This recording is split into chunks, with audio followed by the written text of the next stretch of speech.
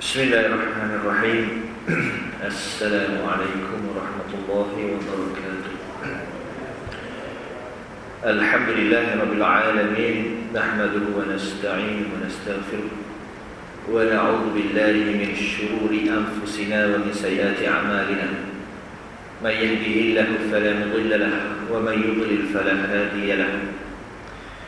Arsala rasulahu bil huda wa dinil haqq liyudhhirahu 'ala ad-din kullihi walau karihal kafirun. Rabbi shrah li sadri wa yassir li amri wahlul 'uqdatam min lisani yafqahu qawli. Alhamdulillah, syukur kepada Allah Subhanahu wa taala dengan nikmat kurnia Allah diberikan kesempatan kepada kita pada waktu ini untuk kita bersama meneruskan pengabdian diri kita kepada Allah Subhanahu wa taala. Alhamdulillah kita boleh untuk datang ke masjid ini untuk bersembahyang subuh berjemaah, di mana di dalam hadis Nabi SAW nyatakan barang siapa yang mengerjakan sembahyang subuh berjemaah faka'annahu qama al-lail kullahu, seumpama mana dia itu mendirikan sepanjang malam dengan beribadah kepada Allah Subhanahu wa taala. Ganjaran dan pahala yang tuan-tuan dapat datang sembahyang subuh berjemaah ini disebut oleh Nabi SAW diberikan pahala seumpama mana beribadat sepanjang malam. Serupa tuan-tuan bangun tahajud sepanjang malam tak tidur, itu kelebihan orang sembahyang subuh. Kalau sembahyang isyak berjemaah, Nabi SAW sebut faka'annahu qama lail nisfahu, seolah-olah dia itu mendirikan malam setengahnya, separuh malam. Kalau datang sembahyang jemaah dapat ganjaran pahala separuh malam mengerjakan sembahyang berjemaah, sembahyang mengerjakan ibadah kepada Allah Subhanahu wa taala. Ini ganjaran yang hebat Allah Taala nak bagi kepada orang yang datang sembahyang jemaah. Baik, jadi insya-Allah sidang jemaah dikasihi Allah Subhanahu wa taala. Terima kasih kepada Tuan Nazir, kemudian tuan-tuan imam dan juga tuan kuasa sidang jemaah dikasihi Allah Subhanahu wa taala. Kerana sudi menjemput saya lagi. InsyaAllah pada pagi ini kita akan sambung topik yang lepas, di mana topik yang lepas kita membicarakan berkenaan dengan tipu daya syaitan ataupun peringkat tipu daya syaitan. Di mana syaitan ini dia menipu daya kita melalui dengan 7 perangkap dia ataupun 7 peringkatnya. Kita baru membicarakan peringkat yang keempat, tak ada selesai. Jadi insyaAllah kita akan sambung peringkat yang ke-5, ke-6 dan ke-7. Baik, sebelum tu saya nak rewind sikit lah. Nak ulang kaji balik sikit. Kalau tanya memang tak ingat dah lah. Peringkat pertama apa dia, peringkat yang kedua apa dia. Jadi insyaAllah, jadi sedang jemaah dimati Allah Subhanahu wa ta'ala, seperti mana yang telah disebut oleh Al-Imam Al-Ghazali rahimahullah di dalam kitab Minhajul Abidin, hamba apabila dia nak menuju kepada Allah Subhanahu wa taala, seorang hamba itu bila dia nak beribadah kepada Allah, maka dia akan digoda oleh syaitan. Yang tu memang kerja dia dah. Memang kerja iblis, kerja syaitan dah, nak ganggu, nak goda kita anak Adam ini. Baik, dan syaitan ini, kata Imam Al-Ghazali rahimahullah, dia akan menyediakan 7 perangkap kepada kita agar kita terkandas dalam urusan ibadah kita kepada Allah. Dia ada 7 peringkat tipu daya dia kepada orang yang nak ibadah kepada Allah Subhanahu wa taala. Bukan yang mudah tuan-tuan. Kita nak buat ibadat ni sebenarnya penuh dengan ujian dan liku dia. Dan di antara ujian dia adalah syaitan, daripada ujian-ujian yang lain. Baik, jadi secara ringkasnya saya ulang kaji sikit berkenaan dengan 7 daya step dia tu. Yang pertama iaitu peringkat yang paling basic sekali, syaitan ini dia akan menghalang kita daripada buat ibadah. Itu basic sekali lah. Bila kita nak mai sembahyang jemaah ni, dia kata buat apa mai sembahyang jemaah, sembahyang di rumah sudahlah. Ajak anak-anak sembahyang, ajak isteri sembahyang. Kalau tak mau sembahyang kalau nak jemaah juga pun tak payah nak sembahyang jemaah. Ataupun untuk sembahyang subuh lah, solat bangun lah. Dah hari Minggu ni, Sabtu Ahad ni cuti, dah kerja dah sepanjang sebelum ni kerja tak berhenti. Jadi hari ni rehat lah, tak payah sembahyang subuh lah. Ya, itu basically lah tu kerja dia tu. Basically dia akan menghalang kita daripada berbuat ibadah kepada Allah Subhanahu Wa Taala. Kalau kita tengok peringkat pertama ni, dah ramai yang terbalik kurang lah tuan. Peringkat pertama ni pun dah ramai yang dah terkandas. Belum pergi peringkat 5, 6, 7 lagi jangan cerita tu. Peringkat pertama saja. Baik, itu yang pertama kerja dia. Kemudian yang kedua, kalau dia kalau syaitan ini tak berjaya untuk nak halang kita, peringkat pertama kita pun lawan balik hawa nafsu kita, lawan balik syaitan. Dan kita sebut dalam hati kita, aku ni sangat berharap kepada amal kebajikan, untuk sangat berharap kepada ibadah aku, untuk aku buat bekalan pada hari akhirat kelak. Kita lawan balik sudah. Jadi syaitan pun kalau halang pada peringkat yang pertama, lalu dia punya step dia yang kedua. Baik, jadi step yang kedua, bila kita pun nak bangun, nak buat ibadat, dia tak halanglah kita. Sebab step yang pertama ni dia tak boleh makan, dia cuba step yang kedua, iaitu dia tangguhkan ibadat kita pula. Tak apalah, bukan tak bangun dah sembahyang subuh, tapi awal lagi ni, dia kata awal lagi. Awal lagi baru azan ni pun. Baru azan, sat lagi lah. Dan ni kan subuh lewat. Aku tak apa adab ni. Saya pergi 7 suku pun dah lagi nak sembahyang subuh. Dia tangguhkan kita dalam berbuat ibadah. Kita tengah ada duit banyak ni, nak keluar sedekah, kita nanti ada dulu, banyak lagi benda-benda lain. Bukan tak salah bagi. Nanti saya pokoklah tengok ada apa-apa benda keperluan untuk kita guna dulu, kemudian dah lebih-lebih tu baru kita sedekah. Dan sedekah ni tuan-tuan, dia suruh kita tangguhkan. Jadi bila dalam berbuat kebajikan, kita ini bertangguh, maknanya kita kenal tu. Kenal lah. Dia punya peringkat depan, dia punya pangkat tu. Baik. Jadi kalau kita fight dengan dia tuan, kita tak mau bertangguh-tangguh, maka kita pun bisik ke dalam hati kita, maka ajal aku bukanlah di tangan aku. Kita kata, aku punya umur aku, ajal aku bukan di dalam tangan aku, tapi di dalam tangan Allah Subhanahu Wa Taala. Mungkin sekejap lagi, mungkin esok, mungkin lusa dah tak ada dah. Maka tak ada masa dah sebenarnya aku nak tangguh-tangguhkan amal kebajikan. Maka kita pun buat. Maka peringkat yang kedua ni pun tak makan juga. Syaitan cuba untuk nak menangguhkan kita, tapi tak berjaya. Lalu dia sediakan pula peringkat yang ketiga, ataupun pangkat yang ketiga, iaitu dia suruh kita beribadah dengan segera. Bangun subuh dekat. Dia suruh kita bangun beribadah. Dia suruh kita beribadah dengan keadaan tergopoh gabah. Itulah. Dan kita pun bangunlah kelang kabut sembahyang subuh, sembahyang sunat buat begini kan. Nanti ni tak sempat lagi ni, banyak lagi nak buat. Dia suruh kita ibadah, tapi dalam hal keadaan kelam kabut. Kelam kabut ni pun opo-oponya tipu daya dia juga. Kita dah ingat kita banyak ibadat dah.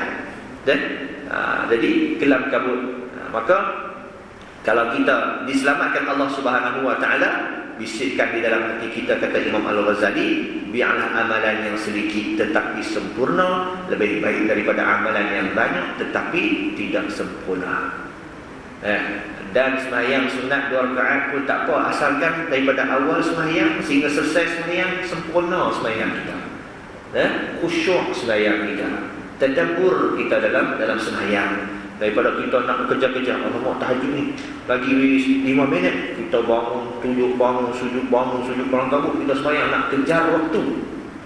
Lebih baik kita, orang kata, sedikit ibadat tetapi sempurna berbanding dengan ibadat yang banyak tetapi orang kata berselerak dan tidak sempurna. Baik. Jadi kita pun tenang sahaja beribadat, jangan kelang kabut. Dan bila peringkat yang ketiga ini juga tak berjaya ditipu daya oleh syaitan, maka dia pergi pula peringkat yang keempat.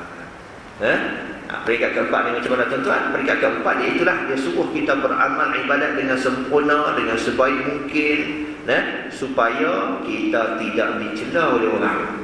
Yang ni dia menghiasi dalam masa yang sama ibadat kita tadi ini dengan riak. Main sembahyang elok-elok, nak main sembahyang ni pakai pakaian cantik-cantik, balut soban lagi apa semua, pakai minyak wangi, pakai pakaian yang cantik, nak main sembahyang Semayang, dah masuk semayang, masuk masjid, dalam keadaan tenang, buat semayang sunat tahiyatul masjid, pegang tasbih, berzikir, pegang Quran, baca Quran. Dia suruh kita buat ibadat dalam keadaan yang sebaik-baik kita yang boleh buat. Sempurna kita bersemayang, Allahu Akbar, khusyuk hati kita semayang. Dia suruh kita semayang dalam keadaan yang sempurna. Tapi dalam masa yang sama, dia hiasi hati kita itu dengan ria. Kan? Kita ni persepah, kita sungguh-sungguh sangat beribadat ni, persepah kita memperbaiki sangat kita punya orang ibadat ni, supaya orang tak cela kita, supaya orang tak kata ke kita. Dia rupa-rupanya kena tipu juga. Baik. Sebab itulah bukan mudah. Kita nak lepasi ibadat kita itu supaya apa? Supaya ibadat kita ni bersih, baru diterima oleh Allah Subhanahu Wa Taala. Sebab itu pada pelajaran yang lalu kita sebut simptom di mana amalan kita sekiranya ada riya. Macam mana kita nak tahu amalan kita ni ada riya? Makna riya ni apa tuan-tuan? Makna riya ni bila kita beramal ibadat untuk mempertontonkan kepada orang. Untuk bila mana riya ni kita amal ibadat bukan kerana Allah, bukan kerana tujuan yang lain. Tujuan untuk diperlihatkan akan amal ibadat kita. Itu makna riya. Di antara simptom riya iaitu kita ni beramal ibadat tak serupa kita ibadat di hadapan manusia dan beribadat di belakang manusia. Tak serupa kita punya cara, tak serupa kita punya ibadat kita. Di rumah lain cara dan di masjid lain caranya. Macam mana? Kalau di masjid ni dia nak main ni dia pakai cantik-cantik. Kalau di rumah semayang pakai singlet ni lah. Kadang-kadang laju tak pakai. Tapi di masjid tak boleh buat tu. Di masjid kena pakai lawa-lawa. Kita pula kena JK pula. Kita pun imam pula kadang-kadang. Kadang-kadang kan nanti orang kata apa kat kita. Dan bila kita datang di surau, datang di masjid, kita semayang dalam keadaan yang penuh khusyuk. Tapi di rumah kita semayang lebih kurang. Di masjid kita datang, jangan semayang sunat tu, semayang sunat ni kita buat. Tapi di rumah tak pernah semayang sunat. Dah, beza lah kita punya ibadat. Kalaulah ada perbezaan ibadat kita di rumah dengan di masjid, makna kata kita ibadat ni tak serupa. Dan sedangkan ibadat kita ni hanya kepada Allah sahaja. Baik di rumah, baik di masjid, dalam hutan ke tepi sungai, tak kira lah di mana-mana, ibadat kita hanya untuk Allah Ta'ala sahaja. Tuhan bukan di masjid saja lah. Kan? Bukan saja Tuhan melihat kita di masjid, di tempat lain dah. Mana kata Allah Ta'ala, di mana sahaja Tuhan tahu, Tuhan melihat kita. Maka sepatutnya di rumah bahkan lebih kita itu bersungguh dalam ibadah. Kerana perkara sunat ini tak disuruh kita tunjuk-tunjuk ke orang. Kalau boleh kita ni nak sembunyikan kebaikan yang kita buat. Kalau boleh sepatutnya begitulah. Kita ni depan orang kita tak mau nak tunjuk kita ni sedekah, depan orang tak mau nak tunjuk kita ni rajin semayang, depan orang tak mau kita nak tunjuk kita rajin baca Quran, tapi di rumah Allah Akbar rajin dia. Sepatutnya macam tu. Tapi kita terbalik. Main masjid jadi semangat lain, balik rumah jadi malah. Itu simptom orang yang ada sifat riya, kata Imam Al-Ghazali rahimahullah. Sebab apa tuan-tuan? Sebab dia tak serupa bila dia beribadat di masjid dengan di rumah, tak serupa. Sebab apa tak serupa? Ni pasal orang tengok. Kadang-kadang kita tak sedar benda-benda lagu ni tuan. Kadang-kadang kita tak sedar. Habis nak buat macam mana? Usahakan sekurang-kurangnya bagi sama. Kalau kita tak boleh buat di rumah lebih pun, sekurang-kurangnya bagi sama. Macam itulah aku semayang di masjid, macam itulah aku semayang di rumah. Kena usahakan begitu. Tapi kadang-kadang kita faham tuan, setengah orang di masjid ni dia selesa sikit. Kalau di rumah kita sempit, kadang-kadang tu anak pun ramai, bising, ya londa apa semua. Kita nak ibadat pun kadang-kadang terganggu. Tapi di masjid ni tenang tapi berhati-hati. Tenang tapi berhati-hati. Itu simptom riya. Kalau ada orang benda tu tuan-tuan, cuba perbaikilah. Kita pusing, kita selama ini datang surau, datang masjid, dalam kita beribadat itu riya rupanya. Jadi bila riya ni Tuhan tak terima amalan kita tuan-tuan. Jadi kita berhati-hati. Baik, itu peringkat yang keempat yang telah kita kupas pada pelajaran kita yang lalu. Baik, jadi Bila kita sampai ke peringkat ini, maka iblis ini dia suruh kita beribadat dengan sebaik-baiknya, dengan bersungguh-sungguh dalam masa yang sama. Dia hiasi hati kita ini dengan riya. Dia suruh kita buat semayang elok supaya apa? Jangan orang celah kita. Takkanlah imam semayang macam ni, takkanlah imam malas semayang sunat, takkanlah baik. Apabila sampai ke peringkat ini tuan, ada gangguan kita tahu ini ada gangguan. Bila kita datang sembahyang, kita rasa kita bersungguh, bila di rumah kita rasa kurang dan sebagainya, ini satu gangguan iblis. Maka bisik dalam hati kita, kata Imam Al-Ghazali, aku ini beramal untuk dinilai Allah, bukannya untuk dinilai manusia. Jadi aku ni sembahyang, aku ni bersedekah, aku ni berpuasa untuk dinilai oleh Allah, bukan untuk dinilai oleh manusia. Jadi di mana kita berada, begitulah kita beribadah kepada Allah Subhanahu wa taala. Bahkan di belakang manusia, ketika mana manusia tidak tahu kita ini beribadat, kita lebih bersungguh daripada kita beribadat di khalayak ramai. Baik, itu peringkat yang keempat. Baik, jadi kita nak masuk peringkat yang ketiga, kelima dan keenam. Ketiga, keempat, kelima, keenam, ketujuh. Kalaulah kita berjaya lepas peringkat yang keempat ni tuan, maka peringkat yang kelima kita pun beribadah. Jadi kita pun tak termakan dengan pujuk daya syaitan dan tak termakan dengan tipu daya dia. Sampai kepada peringkat yang kelima, bila kita nak beramal ibadah, iblis akan suruh kita ibadat, hiasi hati kita agar kita ibadat dengan sempurna, dengan khusyuk, dengan sebaik-baiknya. Tapi dia hiasi pula sifat ujub di dalam hati kita. Tadi riya tu kan, yang ni ujub pula. Kita pun bangun sembahyang, Allahu Akbar, keluar ayat dah. Sembahyang di rumah, dia cerita sembahyang di rumah, bangun tahajud malam-malam, baca Quran, bertasbih, beristighfar. Iblis hiasi hati kita dengan khusyuk, dengan rasa orang kata konsentrate kita dalam sembahyang. Dan kita ni tak cerita dekat siapa pun yang kita ni sentiasa bangun sembahyang tahajud dan sebagainya. Hari-hari satu juzuk khatam Quran, paling satu juzuk Quran kita baca paling kurang. Dan biasa kita punya 3-4 juzuk. Siapa tak tahu? Ni kita punya ibadat kita di rumah. Mungkin ahli keluarga kita saja yang tahu. Zahirnya dia tengok selamat. Tapi tidak, sekiranya iblis hiasi pula dengan ujub. Kalau kita ibadat dengan ujub, maka berjaga-jaga, berhati-hati. Macam mana? Yang dikatakan beribadat dengan ujub ni, iaitu bila kita ni dengan ibadah kita tersebut, kita rasa kita ni lebih daripada orang lain. Kita rasa lebih daripada orang lain. Bila kita rasa lebih pada orang lain, inilah punca rosaknya amal ibadah kita. Bila kita bangun tahajud, kita pun sembahyang, kita baca Quran, kita apa semua kan. Kita berasa dalam hati kita, dalam kawasan perumahan kita ni tak ada orang bangun lebih awal daripada kita. Tu imam pun kadang-kadang main sembahyang lewat. Aku on the spot, on the time mesti aku sampai. Tapi sebenarnya di rumah sebelum tu lagi dah aku bangun. Sebab tu aku tak pernah lewat. Dia duk bahasa dia tu lebih pada orang. Dalam ramai-ramai ni tak ada orang yang sedekah lebih banyak daripada aku. Tak ada orang yang sedekah lebih banyak daripada aku. Walaupun siapa tak tahu sebenarnya siapa yang sponsor ikon ni, siapa yang sponsor tu, orang tak tahu.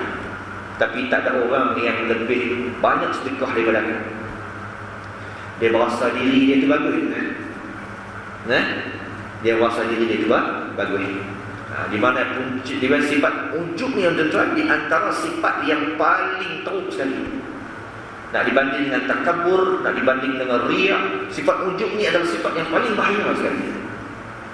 Sebab apa tuan-tuan? Sebab sifat ujub ni boleh berlaku kalau kita bersendirian. Ada pun sifat-sifat mazmumah yang lain, dia berlaku bila ada makhluk lain, bila ada manusia. Kita nak berhasad dengki, kena ada orang juga. Tak boleh kita dengki tak pasal-pasal. Tak boleh. Kalau kita nak takabur, nak besar diri, kena ada orang juga. Kita nak menyombong dengan siapa? Kena ada orang. Tak boleh kita pergi menyombong dengan pokok, dengan kambing, tak boleh pasal. Kena ada orang. Tapi ujub ni tuan, tak perlu kepada siapa pun. Padahal kita duduk sorang-sorang. Kata kalau kita dah 10 tahun tak nampak muka kita di sini. Di mana sebab? Kita sebenarnya dah meletak di Mekah, Madinah. Kita ni amal kita sembahyang di Mekah, di Masjidil Haram. Siapa ahli di Mekah kita tak tahu. Di mana haji ni, balik kampung ke apa ke? Sebenarnya nun, kita lepas duduk di sana, dah orang tak duduk di sana lama dah. Sembahyang Jumaat tu di Masjidil Haram. 100,000 kali ganda dia pahala dia nak banding dengan tempat lain. Tapi dalam masa yang sama dia beribadat, hati dia ada sifat ujub. Dia merasa aku ni lebih daripada orang. Nak dibandingkan pahala aku ni sembahyang di Masjidil Haram 100,000 ganda, nak banding dengan tempat-tempat yang lain. Dia merasa lebih daripada orang. Baik, bila kita merasa lebih pada orang ni tuan-tuan, maka punahlah amalan kita. Sebab apa? Kita merasa kita lebih daripada orang dan kita tidak memandangkan bahawa kebaikan tersebut itu sebenarnya adalah pinjaman sahaja daripada Allah Subhanahu wa ta'ala. Yang kita boleh buat baik ni tuan-tuan, kita boleh bangun ibadat kita ni jadi kuat, ibadat ni mujuk Tuhan bagi juga, mujuk Allah Ta'ala izinkan. Kalau bukan dengan izin Allah Subhanahu wa ta'ala, kehendak Allah Ta'ala, tak boleh pun kita nak buat macam tu. Patut dan kita kena rasa syukur kepada Allah. Tidak ada bahasa diri dan lebih daripada orang lain. Pasal apa? Pasal apa yang kita dapat itu adalah Allah punya kurnia, bukan kita, bukan. Sebab tu bila kita amal ibadat, janganlah sama sekali kita merasa lebih daripada orang. Jangan. Sayyidina Umar Al-Khattab, dia dalam dia punya, orang kata apa, dia punya muhasabah diri dia kata kalaulah 1000 orang masuk ke dalam neraka, kalau 100 orang masuk ke dalam syurga, seorang masuk ke dalam neraka, maka Sayyidina Umar Al-Khattab kata seorang itulah aku, kata Sayyidina Umar. Kalau kita ni balik sikit lah, kalau lah 99 orang masuk syurga, seorang masuk neraka, aku duduk dalam 99 je lah. Takkan kot masuk neraka seorang tu, takkan aku kot. Ada orang yang teruk daripada aku lagi. Kita merasa kita okey. Sedangkan Sayyidina Umar Al-Khattab, walaupun dia seorang yang hebat, Masya Allah, dan hingga kan Nabi SAW pernah sebut, kalaulah ada Nabi lepas daripada aku ini, kata Rasulullah, nescaya Umar lah Nabi, kata Nabi SAW. Sebab apa tuan-tuan? Ada beberapa keadaan, beberapa ketika di mana wahyu turun ini berbetulan dengan kehendak daripada Sayyidina Umar Al-Khattab. Seumpama mana ayat turun pengharaman minum arak. Kan pengharaman minum arak ni turun berperingkat hingga ke peringkat. Sayyidina Umar jumpa Rasulullah, ya Rasulullah, mintalah kepada Allah Ta'ala haram terus minum arak ni, tak ada faedahnya pun. Maka tak lama turun ayat pengharaman daripada minum arak. Hebat Sayyidina Umar Al-Khattab. Tu pun dia tak merasa dia tu lebih bagus daripada orang lain. Bahkan dia rasa dia lah yang lebih teruk daripada orang lain. Jangan ada sifat ujub. Kalau kita pergi betapa di Gunung Jerai sekalipun, tuan-tuan, duduk seorang-seorang, siapa pun tak tahu duduk berzikir pagi, petang, siang, malam, tuan-tuan. Tapi dalam masa yang sama kita duduk rasa aku ni lebih dah, alhamdulillah dah sampai dah tinggi, dah peringkat aku dah banyak dah ibadat aku nak banding orang yang duduk di sini ni. Bila kita rasa kita ni lebih daripada orang, maka punahlah amal kebajikan kita. Sebab itu kita kata tadi, ujub ni satu sifat yang di antara sifat yang paling teruk adalah ujub lah. Sebab tak perlu ada orang pun, duduk sendiri-sendiri pun boleh jadi dosa. Duduk sendiri-sendiri pun boleh terbatal, boleh terhapus amal kebajikan kita. Dan ujub inilah punca kenapa iblis bersifat dengan takabur. Sebelum nak jadi takabur ni tuan-tuan, dia akan ujub dulu. Dia berasa diri dia bagus. Kemudian dia rasa orang lain tu lebih hina daripada dia. Maka jadilah seorang iblis. Bila disuruh hormat, tunduk kepada Adam AS, dia tak mau. Sebab apa? Aba wastakbara wa kana minal kafirin. Dia enggan dan membesarkan diri, maka jadilah dia daripada orang yang kufur kepada Allah Subhanahu wa ta'ala. Sifat ujub tadi. Mula ujub, daripada ujub dia akan jadi takabur.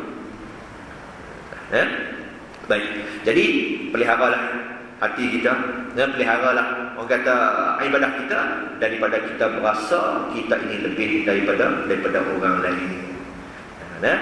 Baik. Jadi tuan-tuan kata Allah Subhanahu wa ta'ala, dan sebab apa di dalam peperangan Hunain Allah Subhanahu wa ta'ala tidak berikan kemenangan kepada umat Islam.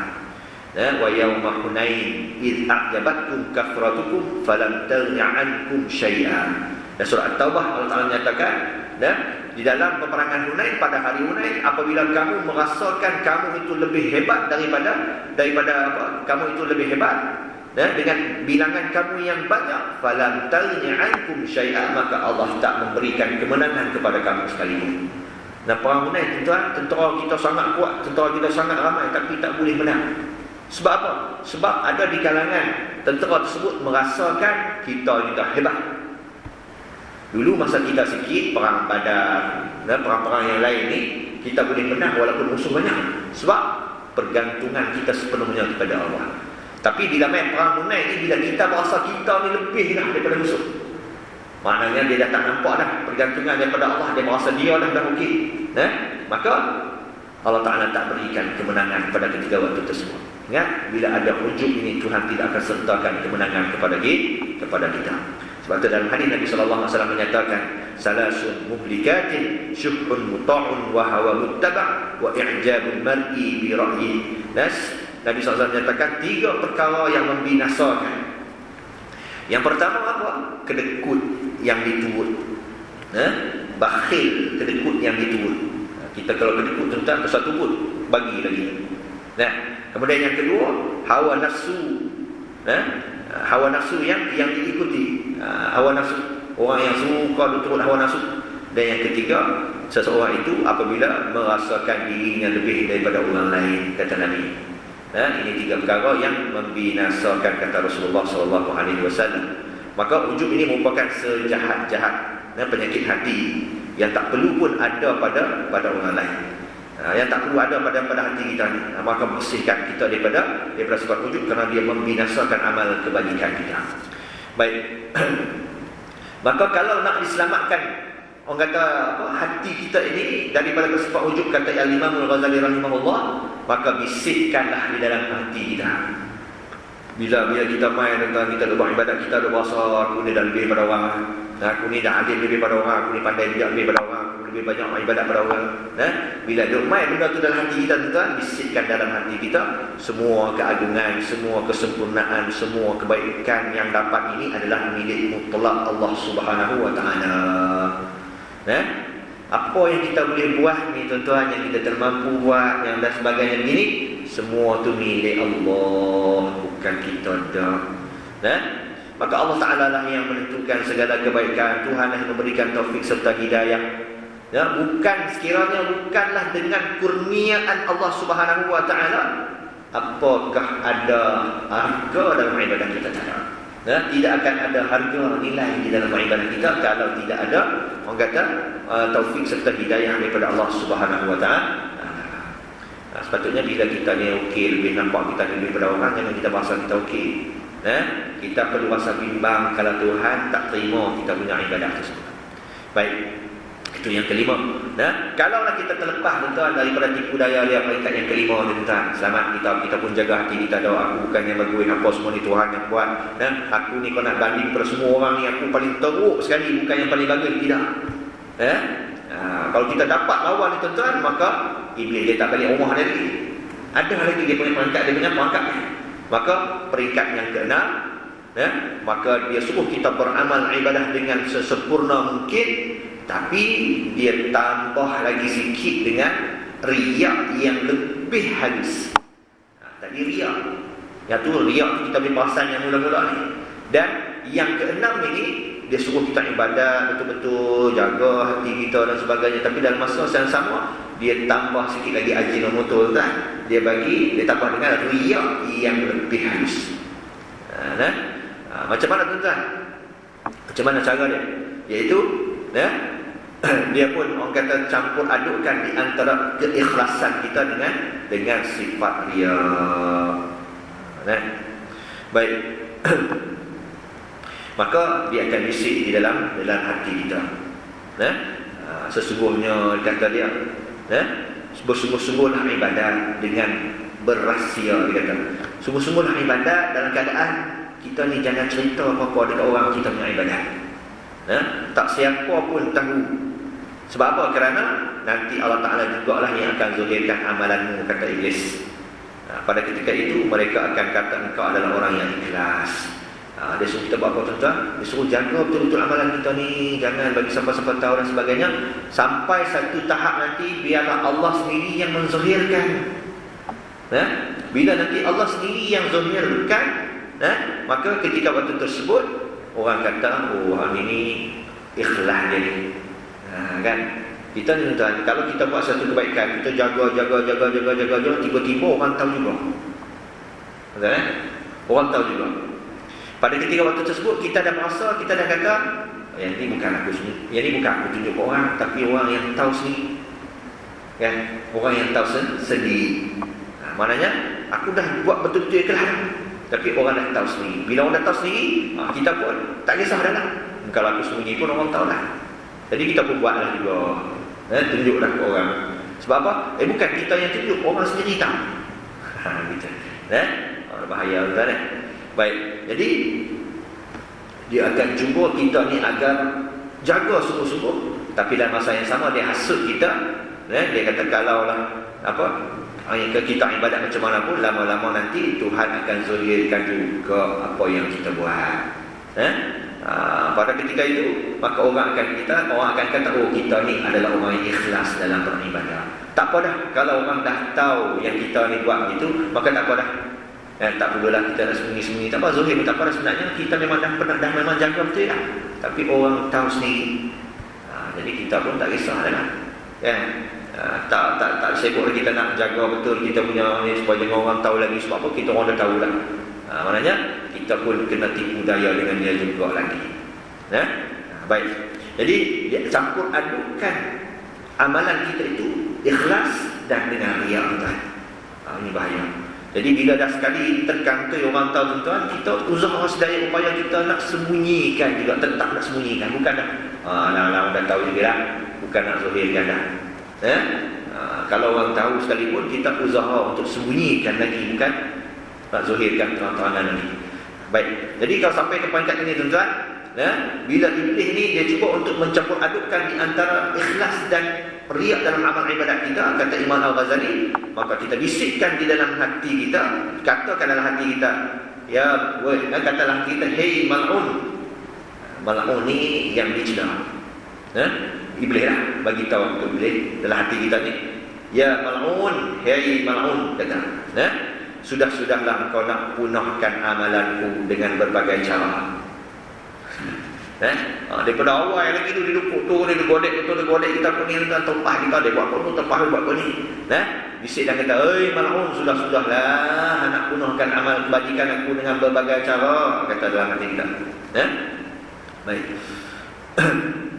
Dengan baik, engkau berpura-pura untuk membaikkan amalanku, padahal engkau sebenarnya berusaha untuk menjahannamkan amalanku kepada Allah.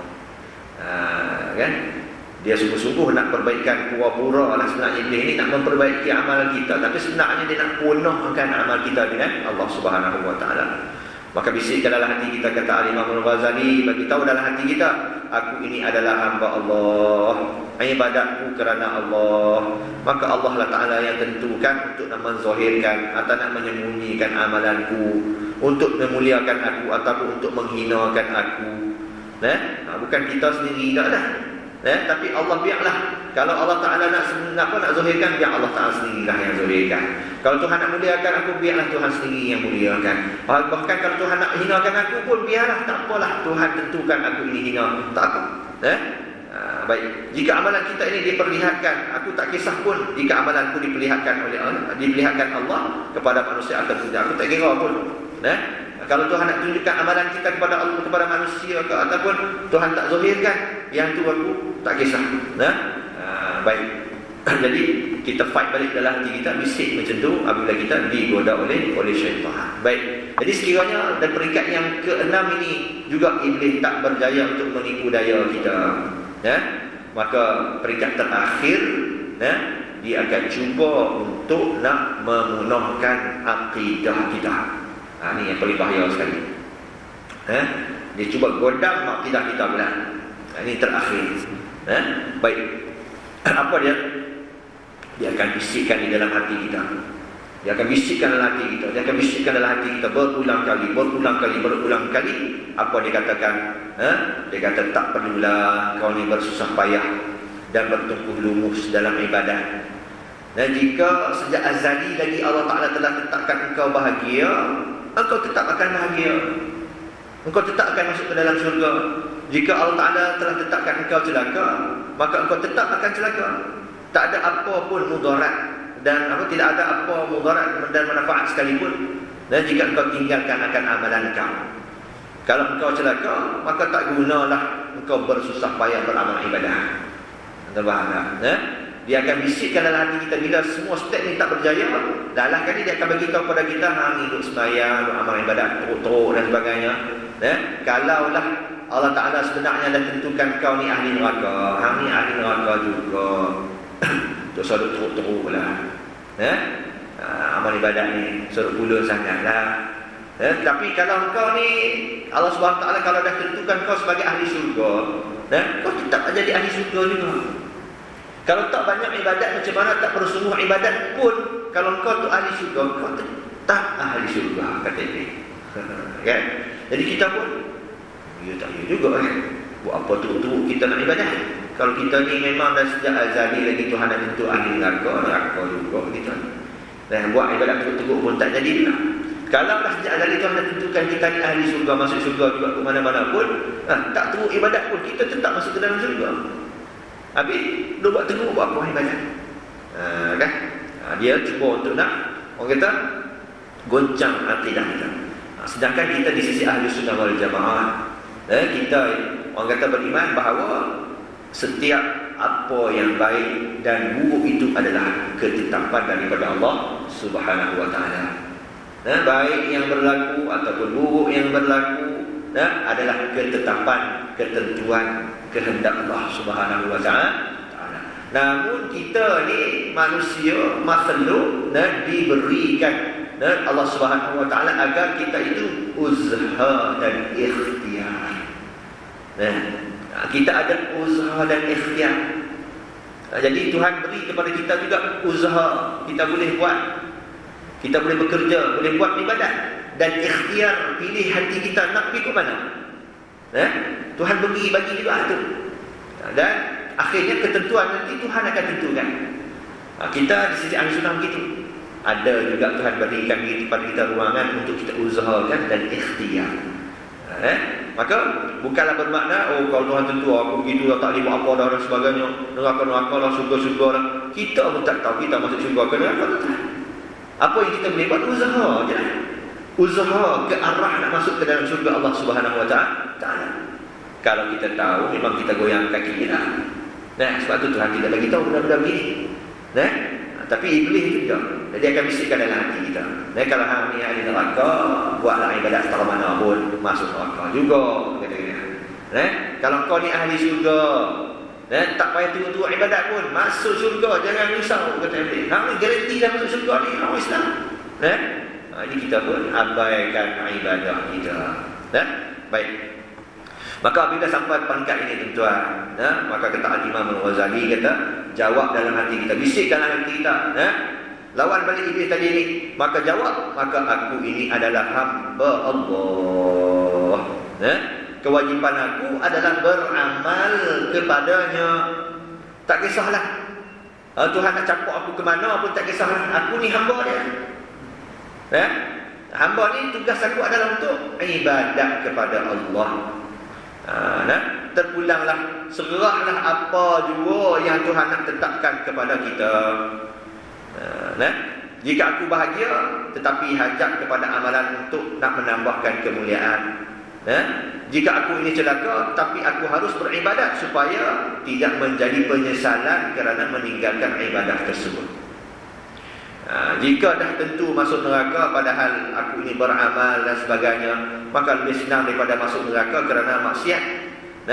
Mana kata kalaulah aku ini Allah Ta'ala takdirkan juga masuk ke dalam neraka, maka lebih rela kita terima kita ini dimasukkan ke dalam neraka dengan sebab kita sudah beramal ibadah kepada Allah Ta'ala, daripada kita masuk neraka sebab kita melakukan maksiat.